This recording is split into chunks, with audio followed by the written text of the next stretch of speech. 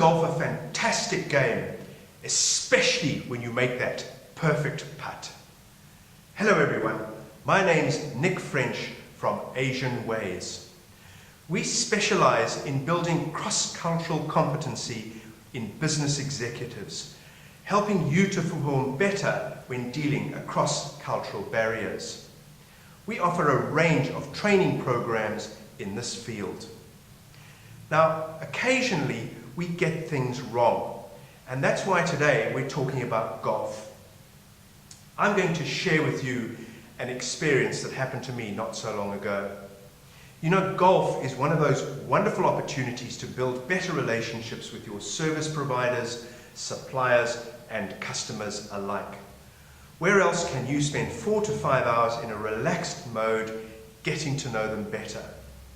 But sometimes things can go wrong, as happened to me.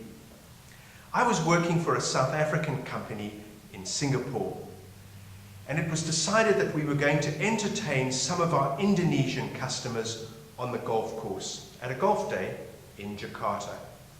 And I was tasked with being the host.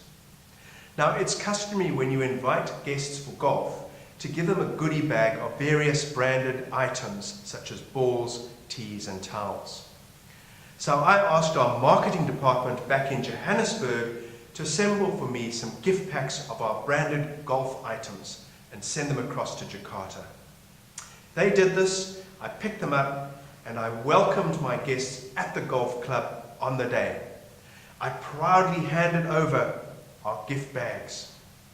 But wow, when they opened them, there was a look of dismay on their faces. Something clearly wasn't right. And worse still, at photo taking time on the first tee, none of them would wear the cap that was included in the gift bag. And they didn't wear the cap during the golf game either. Something was seriously wrong.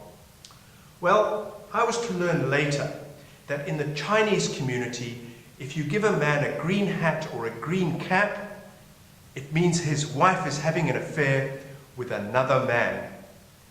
Wow, so that's why the guys did not wear their green cap. So the message here is very simple. Never give a Chinese man a green cap. But hold on, you're going to ask, you were in Indonesia. What has this got to do with Indonesians? Well, you see, it's quite simple. In many Southeast Asian countries, there's a large ethnic community of Chinese. And they happen to hold a large proportion of private business. So for instance, in Thailand, Philippines, and Indonesia, a lot of business rests with ethnic Chinese. Now, in certain countries like Thailand and the Philippines, it's quite easy to determine ethnic Chinese from the other locals. Usually this can be accomplished by studying their name. But unfortunately in Indonesia, that's not the case. Because you see, in the 60s, the then ruling party insisted that they all change their names to Indonesian names, with the result that throughout the country now, everybody has an Indonesian sounding name. So it's not so easy to determine whether or not you're dealing with a Chinese or an Indonesian. Well, as it so happened, all my golfing guests were ethnic Chinese, and hence they fell into the rule of the green cap. And that is why I had the rather unfortunate mishap of committing such a blunder. Fortunately, it didn't have a major impact on our relationship, as I think they clearly understood. But it just shows you how you can sometimes get it wrong without knowing. So my training programs tackle some of the aspects of etiquette of different Asian cultures and different Western cultures, helping you to avoid creating embarrassment or offense.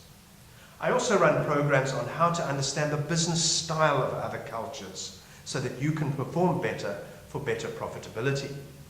I invite you to look at my website, asianways.sg, to see what I have on offer for you. In the meantime, I hope one day to see you at one of my training programs.